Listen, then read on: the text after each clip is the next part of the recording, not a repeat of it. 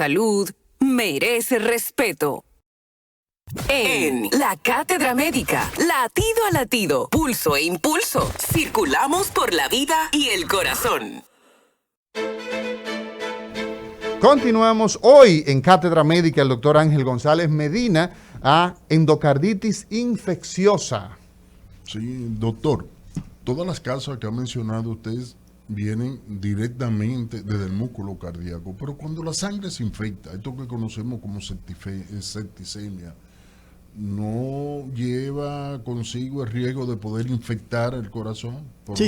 Sí, ya había mencionado eso, que cuando hay estado de sepsis o cuando hay una infección muy intensa en cualquier otro tejido u órgano, al diseminarse las bacterias a través del torrente circulatorio, pues logran impactar al endocardio, especialmente las válvulas, y contaminarla. Eso es la endocarditis infecciosa. Generalmente hay focos primarios. Casi nunca es un foco ahí inmediato, sino que hay focos primarios de donde viene la infección. Y hay que mencionar otras condiciones que ponen en riesgo. Por ejemplo, las infecciones faringoamigdalinas. La faringitis. Sí, o sea, una faringitis. Sí, no es tan común. Sí. Son más las bacterias que están en la cavidad bucal, pero puede. Generalmente la faringoamigdalitis lo que hace es causar una enfermedad de tipo inflamatorio porque el organismo se defiende, porque en la amígdala son órganos de defensa. Entonces, en esa lucha contra las bacterias que están en la garganta se desarrolla una condición que se llama fiebre reumática. Fiebre reumática. Que es inflamatoria, que creo que vamos a hablar de ello en la próxima semana o en las próximas semanas. Entonces, ¿qué diferencia hay, doctor Ángel González Medina, sin perder la idea de que usted está desarrollando, entre una infección y un proceso inflamatorio? Para la gente que nos está escuchando, usted dice que estamos hablando de infección, claro, producidos por bacterias, seguro, por hongos. Ahora bien, usted habla de que existe una entidad muy frecuente, que es la fiebre reumática, que ataca principalmente en la garganta, muy frecuente eso, y entonces eso se produce un proceso de tipo inflamatorio. ¿Qué diferencia hay? Sí, lo que pasa es que el proceso infeccioso lleva a una respuesta del organismo, y en esa respuesta se van a desarrollar una serie de componentes inflamatorios que entonces no hay una adaptación del organismo directamente, sino que eso produce afectación del corazón. Por eso se dice que la fiebre reumática lame las articulaciones, porque se llama fiebre reumática, pero muerde el corazón. ¿Y por qué? Muerde el corazón. Muerde el corazón, porque en la fiebre reumática lo que ocurre es, como su nombre lo dice, hay manifestaciones de inflamación articular, pero esta no deja secuelas. En cambio, al afectar al corazón sí quedan secuelas definitivas que no solamente van a trastornar la vida de ese paciente, que van a reducir su potencialidad de sobrevivencia, porque le deja una lesión definitiva, y lo menos que puede ocurrir es que le quede una lesión pequeña que pudiera en el futuro ser asiento del desarrollo de enfermedades de esa propia válvula que se había infectado. Dice el doctor Espedi García, cirujano cardíaco y vascular, que en la República Dominicana se hacen cirugías para sustituir una válvula cardíaca por una de estas enfermedades, como es la fiebre reumática. Y esto entonces es poco frecuente en los países desarrollados. ¿Qué usted tiene que decir en ese sentido? Sí, es cierto. Fíjate, la fiebre reumática, nos vamos a desviar un poquito. No. Solamente es interesante, es que es importantísimo. Exacto. Es que la fiebre reumática, fíjate que lo que pasa, muchas veces en un primer ataque no hay lesión cardíaca, sino que hay recidivas, porque cuando viene una nueva infección por una bacteria, porque es una bacteria en específico, que es el estreptococo beta hemolítico. Del grupo A. Del grupo A, exactamente. Y esto hace que entonces se produzca una recurrencia.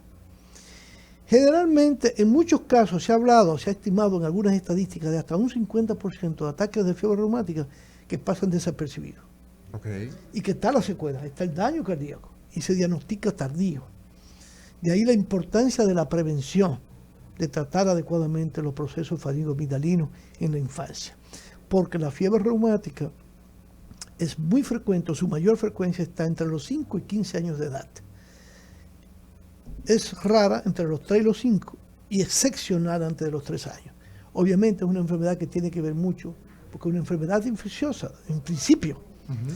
La faringoamigdalitis ocurre más frecuentemente en los niños cuando comienzan a ir a las escuelas. Por eso tú ves que ahora la faringoamigdalitis son más frecuentes en niños más tempranos. Y ahí hay que tener mucho cuidado, porque ahora los niños van al preescolar, desde los 2 años. 2 años y Desde medio. antes. Desde que nacen, Claro. los padres lo llevan. Claro, Sí, claro. hombre, para Entonces, salir de ese a los problema. 10 a los Oye, 10 es meses lo increíble. están Los llevando niños lo están llevando Es una- con meses. Y aunque es una enfermedad de pobreza, pero hay que tener mucho cuidado porque ahora los colegios privados donde más niños pequeños hay precisamente. Así es, Sí. así es. Entonces, Lugares hacinados. claro, de no, hacinamiento. exacto. Y lo que significa esto es que hay poco espacio para mucha gente. Eso es lo que Correcto. significa hacinamiento, Entonces, ¿no? lugar de hacinamiento donde se acumulan muchas personas o niños en este caso Y conviven ahí. y conviven ahí un tiempo, Ah, entonces la enfermedad se transmite por las secreciones faringoamigdalinas, las gotitas de saliva. Que Exacto. salen.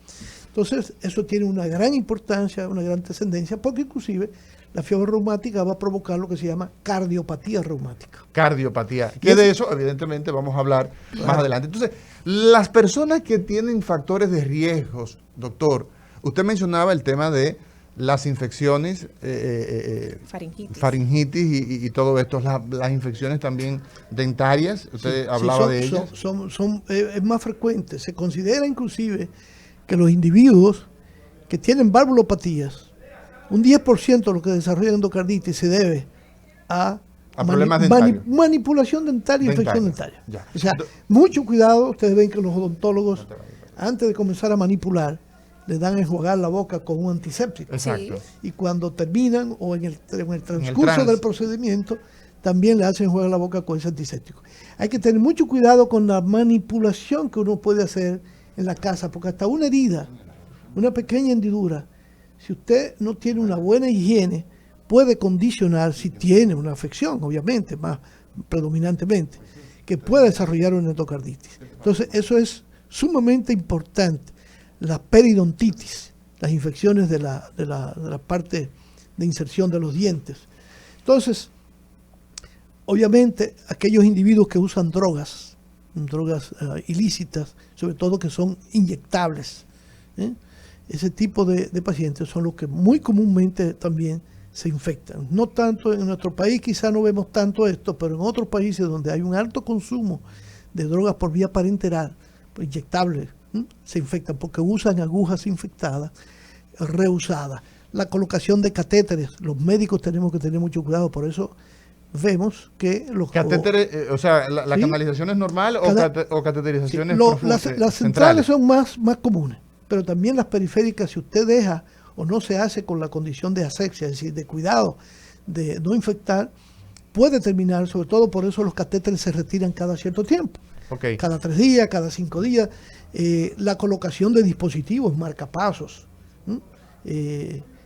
cables que van dentro del corazón, hay que tener mucho cuidado porque usted puede condicionar que después aparezca una endocarditis. Inclusive, por ejemplo, los marcapasos, que hay que hacer heridas externas, si se abre una herida de esa, puede haber contaminación. E inclusive, muchas veces, o yo creo que generalmente se hace, siempre, si se abre una herida, lo que se hace es simplemente tratarlo como una endocarditis, aunque no la tenga, retirar ese cable y esperar 6 semanas a 2 meses para volver o hasta un poco más, para volver a insertar un nuevo marcapaso.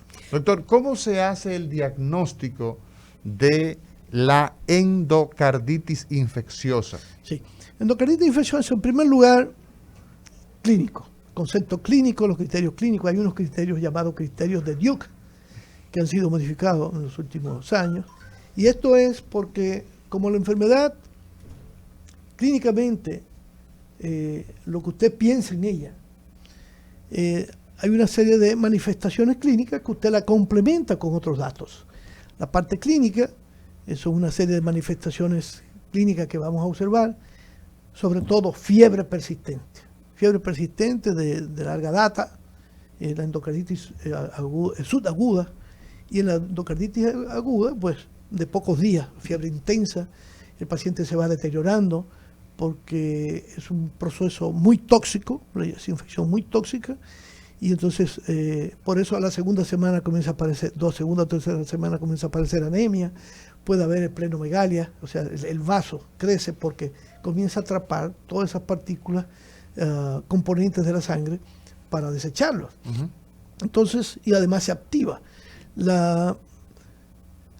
Además de la fiebre, obviamente el paciente luce mal, luce muy enfermo, y comienzan a aparecer manifestaciones clínicas. Y esas manifestaciones clínicas son el resultado de embolias sépticas. Es decir, ¿cómo es eso, doctor? de componentes se forman una especie de vegetaciones que parecen verrugas en las válvulas. Pero ese tejido es muy friable, es decir, que se puede desprender muy fácil. Y viajar, entonces. Y viajar. Y tapar Claro, entonces una arteria claro. más Entonces adelante. puede ir al cerebro y producir una obstrucción a nivel cerebral, puede causar accesos cerebrales, Sí. puede causar embolias en cualquiera de los otros órganos, incluyendo En el el vaso, pulmón. riñones, pulmón, sobre todo si es del lado derecho en ese caso, que son las que más hacen los drogadictos, porque va primero al territorio del corazón derecho, aunque puede infectar posteriormente otras válvulas. Inclusive, esas embolias sépticas son las que van a dar la mayoría de las manifestaciones clínicas. Por ejemplo, hay pequeños émbolos sépticos que se van al territorio cerebral y aparecen en la retina unas manchas que se llaman manchas de Roth, R-O-T-H.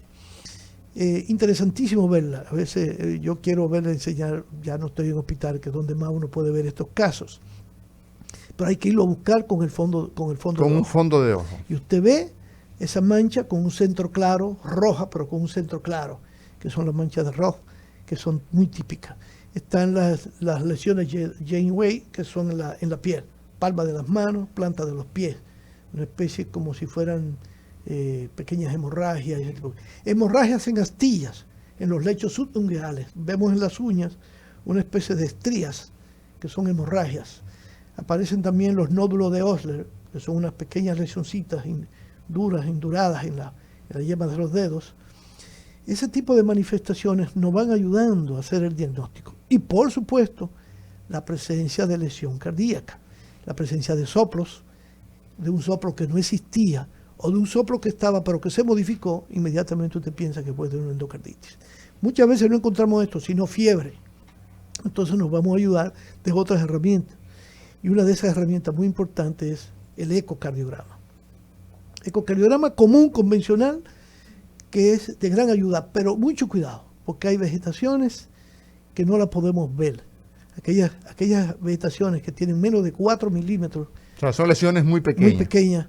no las podemos ver. Entonces tenemos que hacer un ecocardiograma transesofágico, introduciendo una sonda a través del esófago que queda más cerca. Eso sería a través de la boca, ¿no? Exacto, a través de la boca, se aproxima, el corazón está más Por la cerca parte del de esófago, atrás del corazón. y ahí podemos ver esas vegetaciones tan pequeñas. Hoy día hemos ido más lejos y se está usando, no en nuestro país, sino en países ya de más recursos, el PET con tomografía y angio. Bueno, de hecho tal manera hablábamos que- con la doctora, trajimos a una doctora en Imagenóloga y en imágenes, en medicina nuclear. medicina nuclear. Medicina nuclear, y nos hablaba justamente de el gran impacto que tiene el PET scan, que tiene todo esto en cardiología. Claro, incluso ya se está hace tiempo que se está combinando a al talio y al MIBI en cardiología, la combinación, el híbrido, pero ahora viene con tomografía, con la angiotomografía. Entonces, eso nos permite, tú sabes que es una técnica, el PET, que ayuda mucho en el seguimiento del cáncer, Así diagnóstico mismo y es, seguimiento sí. de cáncer, y que se usa también para otros trastornos inflamatorios. ¿Cuán frecuente, doctor, es la endocarditis infecciosa? Sí. Pero antes debo mencionar que en parte del diagnóstico, que es sumamente importante y clave, además de identificar la vegetación en el ecocardiograma, es el cultivo, los cultivos. Y en estos casos, estos pacientes, algunos autores hablan de 2 a 4 cultivos, o de 3 a 4 cultivos. ¿Cultivos de qué? De la De sangre. la sangre, sí. Hemocultivo. Hemocultivos para buscar que las bacterias que están infectando crezcan ahí y poder hacer el diagnóstico. Inclusive, esos cultivos se deben dejar durante de 3 a 6 semanas para ver crecimiento de bacterias que tienen crecimiento lento, como los hongos, que no son bacterias, pero que también tienen un crecimiento muy lento. Entonces, se le debe especificar al laboratorio que tú quieres que se deje ese cultivo por varias semanas para detectar porque podemos tener un 10 a 15% de cultivos negativos. Ok. Y eso entonces, si nos llevamos de eso, un número importante, podemos 15. perder al paciente. Así mismo es. ¿Por qué? Por la manipulación de antibióticos, el uso de antibióticos indiscriminadamente. Entonces, recuerda que estos pacientes además es una de las condiciones, quizá la número 1, donde teniendo una infección evidente, sin tener el cultivo en las manos, podemos hacer tratamiento empírico. Y estamos obligados a hacer tratamiento empírico. ¿Qué es eso de tratamiento empírico, doctor Ángel González Medina? Tratamiento empírico significa que usted va a hacer un tratamiento basado no en evidencias todavía, sino en elementos que le sugieren que la enfermedad está ahí. Entonces usted pone el antibiótico, utiliza el antibiótico y si decide tratar al paciente como tal, en lo que llega el resultado. En este caso, la mayoría plantea que debemos hacer entre 3 y 6 cultivos y preferiblemente en el momento que el paciente tiene fiebre. ¿Por qué? Porque la fiebre es un elemento indicativo de que en ese momento hay una gran diseminación de bacterias, y hay bacteremia, ¿sí? Las bacterias se están regando en la sangre. Y eso es cuando le sube la fiebre, es el momento como ideal, ¿verdad?, para tomar esas muestras, y se toman cada hora, si persiste la fiebre, se toma cada hora, o en el momento que esté el proceso febril. Por supuesto, ya con todos estos elementos, los criterios clínicos, el cultivo, por supuesto, nos va a dar el diagnóstico definitivo del tipo de microorganismo que está infectando. Y las otras herramientas, lo que nos van a poner en evidencia es la presencia de la vegetación, que son como verrugas, y eso es lo que parecen, como si fueran verrugas en las válvulas. Estalactitas. Y esto va a provocar obstrucción y daño de la válvula. Es decir, esa válvula que se cerraba y que quedaba cerrada, ahora no puede quedar cerrada porque el tejido se dañó, lo necrosó. Entonces queda entreabierta y permite entonces... y obstrucción. Entonces está obstruida e insuficiente al mismo tiempo. Generalmente hay vegetaciones muy grandes, los hongos producen vegetaciones muy grandes, de tal manera que cuando vemos esas vegetaciones muy grandes generalmente pensamos en hongos. Y entonces muchas veces en el tratamiento empírico, como yo decía, ese tratamiento que tú inicias, si todavía tener el diagnóstico microbiológico, tú pones un antimicótico. Así es. Doctor, estos hongos y bacterias que pueden aparecer en la endocarditis infecciosa, ¿cuáles son los más frecuentes y cómo llegan desde esta primera entrada hasta el corazón? Sí, generalmente llegan por la vía circulatoria. Ya cuando hay un catéter... A través de la sangre. A través de la sangre, de un catéter que tú colocas que va al corazón, pues ya entran por la misma vía porque tú estás... Esos son los casos de... Pero son más directos. Esos son las vías centrales. Las vías centrales, correcto. Que son, por ejemplo, la subclavia o la yugular. Y también y también femoral. Y también femoral. Sí, entonces, correcto. Ese tipo de canalizaciones tienen mayor riesgo de infectarse. Claro. Las canalizaciones periféricas, doctor, que muchas veces nosotros vemos, por ejemplo, que una gente dice, tiene una flebitis. Sí. Generalmente son lesiones locales. Locales, ok. Pero hay que tener mucho cuidado en un paciente que tenga una valvulopatía, porque puede entonces ese proceso inflamatorio, que muchas veces es inflamatorio, pero que puede estar precipitado por una infección, porque no se hiciera con la asepsia adecuada. Por supuesto, es muy importante lo que preguntaba Lisania, esa endocarditis, que puede ser hasta en una cirugía ortopédica, con una prótesis, infectarse en horas, y pasar a una endocarditis. Por ejemplo, los pacientes de edad que ya tienen esclerocalcificación de las válvulas. O sea que esas válvulas ya están tocadas. Están envejecidas, es un proceso degenerativo. Esos pacientes hay que ponerle su antibiótico profiláctico, ustedes lo saben porque es un cuerpo extraño, y además, si existe una valvulopatía, con mayor razón. Miren, yo siempre me voy a los factores de riesgo, porque el procedimiento más tonto, el procedimiento más sencillo, que inclusive se lo ponen a los estudiantes a que lo realicen, es colocar un catéter periférico. Sin embargo, todo eso tiene un protocolo que nunca se lo explican a quien lo va a colocar. Y está todo esto dentro del programa de control de las infecciones asociadas a la atención sanitaria. Porque en realidad aquí estamos frente a un evento adverso. La simple colocación de un catéter que puede llevar a esto. Pero ahora me pregunto, todos los factores de riesgo que nosotros hemos mencionado van desde el mismo individuo y van desde el servicio de salud. Pero en la sociedad no hay condiciones determinantes sociales que nos puedan llevar a esta situación. Bueno, básicamente, obviamente, si tú tienes, por ejemplo, lo que decíamos ahorita de las infecciones de la garganta o de la boca, que pueden condicionar esto, una herida que tú te des en tu casa, es un condicionante, una higiene inadecuada puede llevar a esta condición. Por eso se insiste mucho en los pacientes que se le hacen prótesis, que tienen que tener una higiene especial, tienen que tener mucho cuidado porque se pueden contaminar con mucha facilidad. Uno puede decir que prácticamente una enfermedad asociada a la pobreza. Correcto. A la inequidad social, a la gran inequidad social. Seguro. Siempre, acuérdate que yo siempre he hablado de ese riesgo que es la pobreza, que es un riesgo, obviamente, porque el individuo que está en yo he visto personas, mira, perdonando el comentario, personas que, por ejemplo, estas bolsas que se usan para la colotomía, que la tienen que rehusar por tiempo, por meses, porque no tienen recursos para comprarla.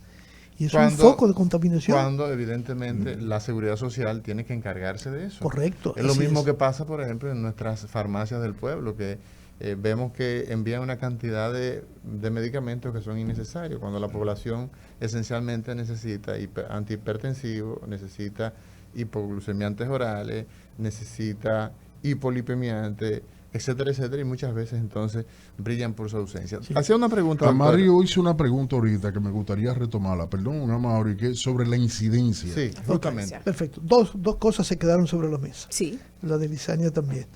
Las bacterias que más comúnmente encontramos, aunque ha cambiado el escenario, era el estreptococo. El estreptococo beta hemolítico. El viridans es uno de los más comunes. El estafilococo, porque el estafilococo tiene mucha predilección, el estafilococo albus o epidermidis, que tiene mucha predilección por prótesis, por tejido extraño, por cuerpo extraño. Pero hoy día puede ser cualquier bacteria, incluso ahora con los pacientes con cáncer, en los pacientes que se usan otros dispositivos. Es decir, ha cambiado el escenario, entonces tú puedes encontrar cualquier tipo de bacteria, desde una Klebsiella hasta un E. coli.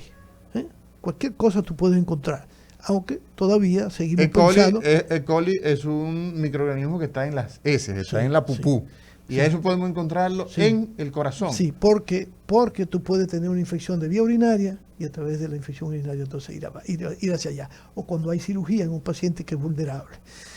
¿Cuáles son esos pacientes vulnerables? Inmunodeprimidos, por ejemplo. Inmunodeprimidos. Diálisis, pacientes que tienen septicemia. El paciente que está recibiendo, que está en un trasplante o cáncer, que está en quimioterapia. Claro. Todos esos son pacientes enfermedades vulnerables. inflamatorias debilitantes como el mismo lupus, que está sometido a terapia con esteroides, etcétera. Entonces, esto es muy importante porque siempre pensamos, por ejemplo, hoy día en el postoperatorio por eso se pone en el tratamiento inicial combinación de antibióticos. ¿Por qué? Porque tú vas primero al foco primario. Usted decía, lo que usted piensa, en lo que tú piensas como frecuencia. Exacto. El foco primario, independiente, tú buscas el foco primario. Vamos a suponer que tiene una infección de oído. ¿Cuáles son las bacterias más frecuentes en el oído? En el oído. O una infección urinaria. Entonces tú dices, bueno, tengo que poner antibióticos que van hacia allá. Para matar la fuente, lo que está produciendo la oleada de bacterias. Muchas veces no identificamos ese foco primario. Sí. Entonces tenemos que hacer tratamientos múltiples, incluyendo a veces 2 o 3 antibióticos de inicio, en lo que llega el cultivo. Y por supuesto son tratamientos intensos, ya de eso podemos hablar ahorita un poco más adelante. Y con respecto a lo que decía Amaury, según las estadísticas,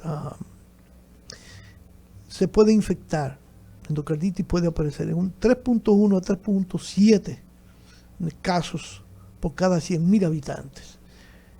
Por supuesto, en la medida en que la cirugía cardíaca y usamos más procedimientos invasivos para tratar a los pacientes, hay una mayor probabilidad de tener endocarditis. Por eso, En algunos casos, por ejemplo, de procedimientos, no es tan necesario prevenir a un paciente. Por ejemplo, yo tengo un paciente que en estos días se le reparó una válvula y se va a hacer una colonoscopía. Bueno, ya los estudios han demostrado que no hay tanta probabilidad de infectarse. Si, bueno, estos instrumentos se le hace muy buena asepsia, entonces no hay tanto riesgo, a pesar de eso. De todas maneras, cuando son procedimientos más cruentos, fíjate, un procedimiento que no parece tan cruento, pero lo es, que es la limpieza, la profilaxis dentaria. Sí. ¿Por qué? Porque te lastiman la encía. La porción apical, siempre que se vaya a tocar la porción apical de un diente, de un molar, existe el riesgo, porque ahí es donde se depositan esa mayoría de ¿Cuál es la bacterias. porción apical, doctor, para la gente que nos La está- parte de inserción del diente, lo que la gente Donde está llama la sembrada, raíz. la raíz, La ¿verdad? raíz, exacto. En esa zona que se mete debajo de la encía, eso es clave.